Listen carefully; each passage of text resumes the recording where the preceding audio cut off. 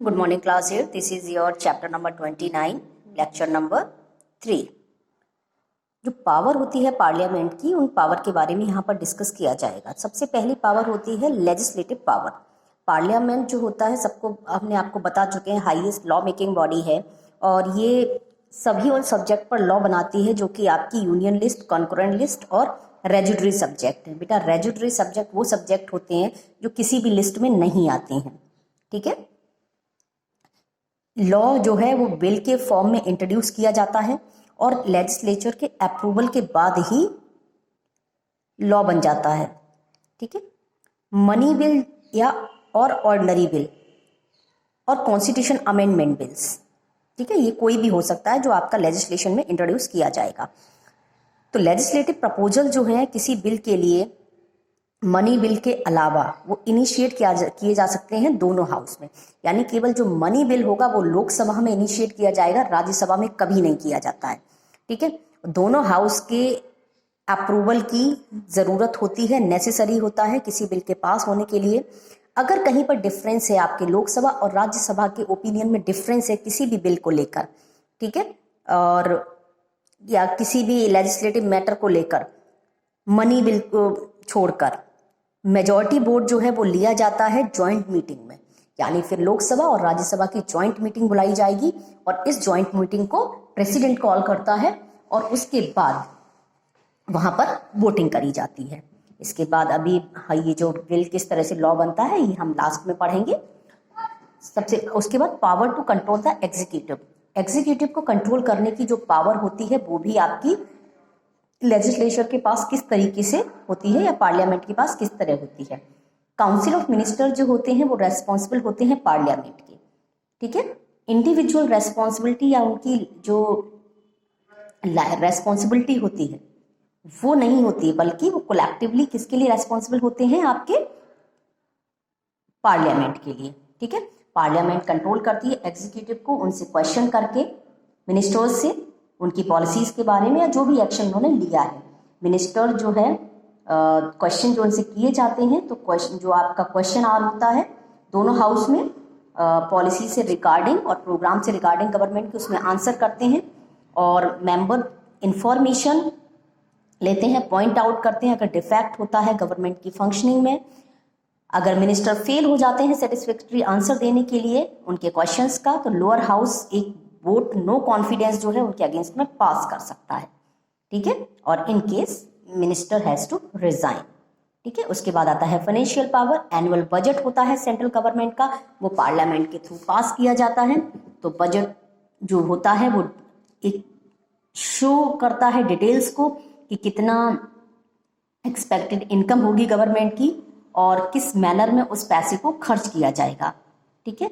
In addition to budget एक finance bill जो है वो भी इंट्रोड्यूस किया जाता है और इसमें प्रपोजल होते हैं नए टैक्सेस के, एज वेल एज प्रपोजल होते हैं जो पुराने आपके टैक्सेस हैं उनको चेंज करने के लिए, ठीक है।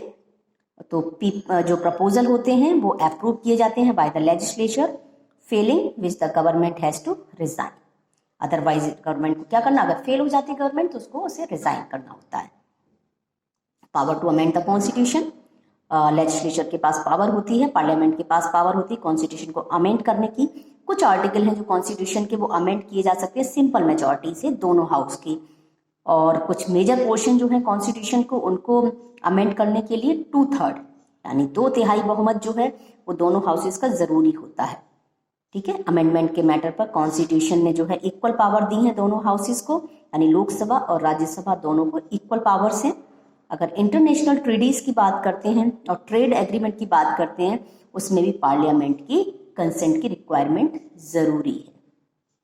जुडिशियल पावर की बात करें तो पार्लियामेंट के पास पावर होती है प्रेसिडेंट और वाइस प्रेसिडेंट को हटाने की थ्रू द आपका प्रोसेस ऑफ इम्पैचमेंट। इम्पैचमेंट का मतलब महाअभियोग लाकर, और ये रिकमेंड करती है प्रेसिडेंट को द सुप्रीम कोर्ट या हाई कोर्ट के जजेस को हटाने के लिए।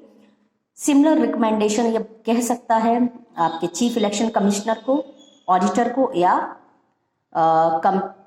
कंप्ट्रोलर जनरल को, ठीक है। अब आता है हमारा किस तरीके से हमारा जो आपका बिल है एक लॉ बनता है।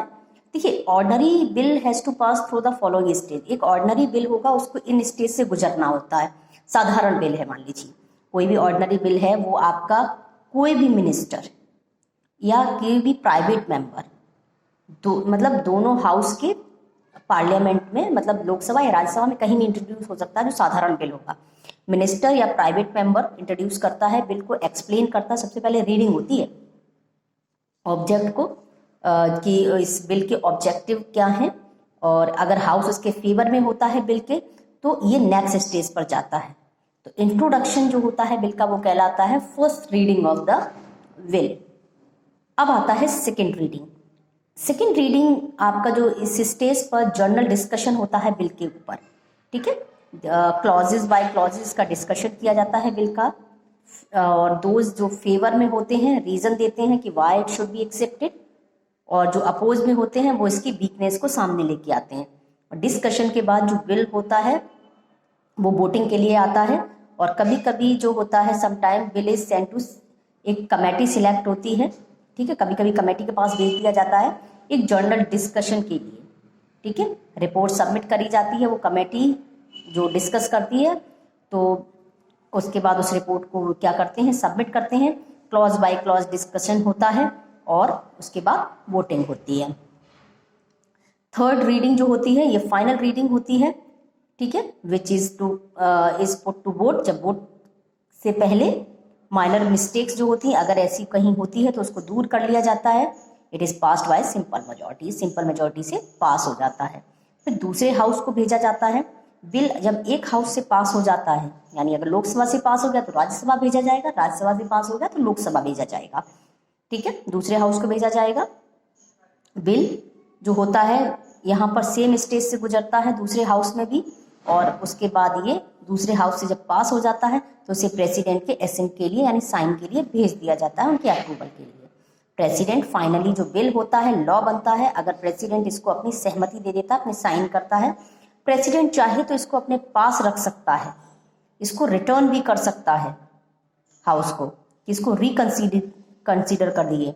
अगर बिल जो है विद और विदाउट अमेंडमेंट पास हो जाता है, ठीक है, रिकंसीडरेशन के बाद में, तो प्रेसिडेंट जो है उसको विदहोल्ड नहीं कर सकता है, ठीक है।